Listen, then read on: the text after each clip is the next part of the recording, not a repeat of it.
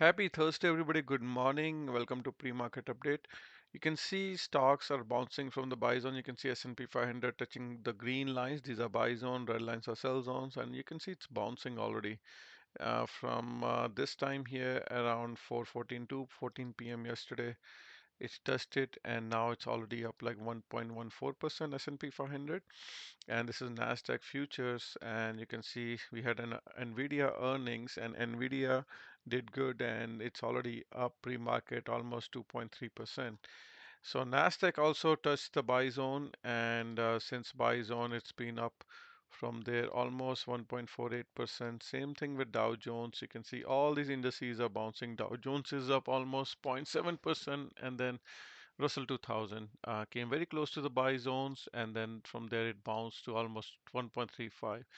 And Bitcoin also, you can see, came all the way to 82,000, and yesterday around 3 p.m. and now bouncing. You can see easily from here to the neutral zone, already up like 5% here.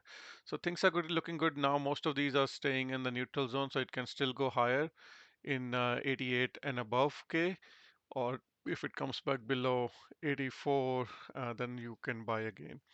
So let's see how things are looking at long-term perspective. Guys, hit the like button while we are checking this. It only takes 1 second to hit the thumbs up button. I really appreciate that. Okay, so S&P 500, you can see we were looking at, it came to the neutral zone. This is the long-term chart, white line, and usually it comes back to white line and bounce. If you're a bull, you want to see a bounce going to all the way to 6,400. If you're a bear, it could fail here, stay here for a while, and then come back to 55.95. So 55.85 here. This is the area. Okay. So if it comes to here, that's the better area to buy.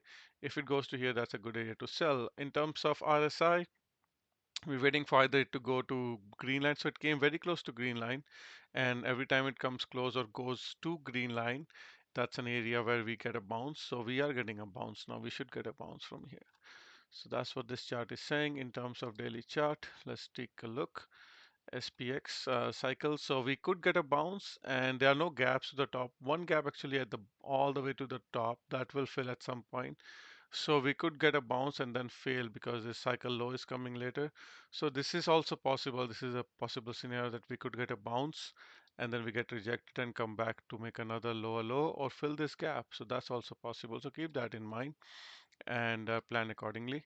And Nasdaq also, you can see it had a gap and it filled the gap yesterday. If I go to 1 hour chart, you can see this was gap down. They filled the gap and then it got rejected after filling that gap. There was a news from Trump saying he's gonna announce 25% tariff on Europe, and stock market didn't like that. So again, same thing here. It will bounce. Actually, let's go back to live futures. It is bouncing, but in front of a lot of resistance here. So this bounce could fail. So just keep that in mind. It could bounce and then it could come back down later, like the cycle analysis I showed you. Dow Jones also in struggling to close above these moving averages, and same thing for Russell 2000, not able to close above this blue line, which is 200 moving average. So not an easy show here. It's struggling a lot.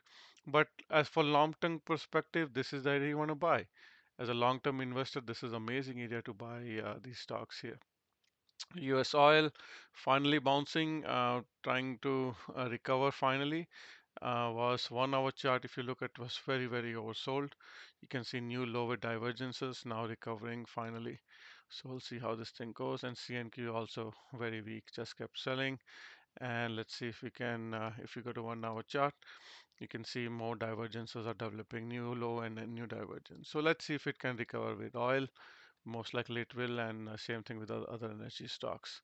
Bitcoin came to 200 moving average and trying to bounce here, and rightly so. It should bounce near 200 moving average. That's the first area of support. And just remember, there is a gap around 77K.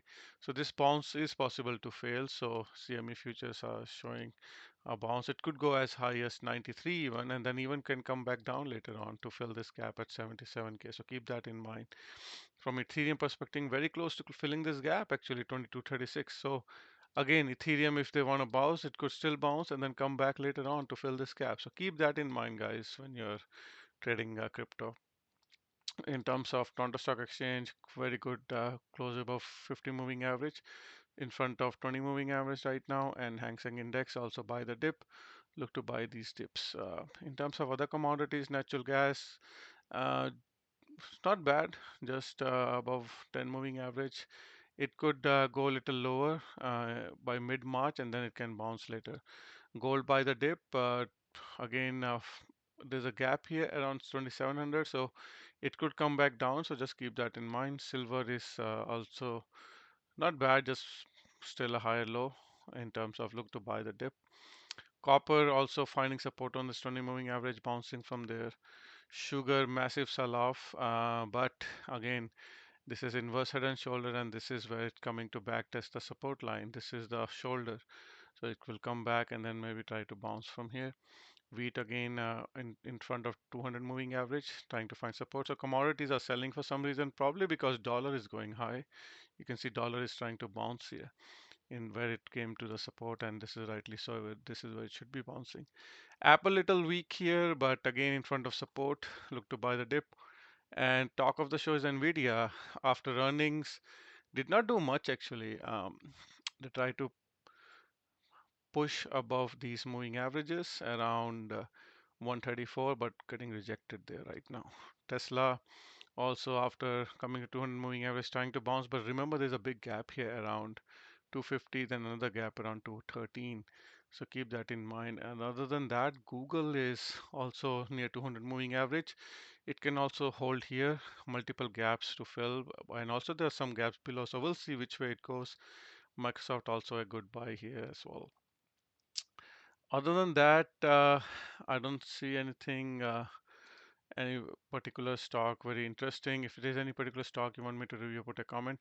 UNH can try to fill that gap, and MicroStrategy also had a bounce near 200 moving average. So again, they could fill this gap down, which happened yesterday around 280, and then it could come back down later. So just keep that in mind. Okay, guys, that's it for today. And lastly, VIX. I think VIX is gonna come back, crush to this 13, 14 level at some point. If not, then there's a bigger sell-off coming and VIX is going to 27. But I think we're looking for a bounce short term at least today. So we'll see how things shape up, guys. That's it for today. And hit the like button on your way out. I'll talk to you later. Bye.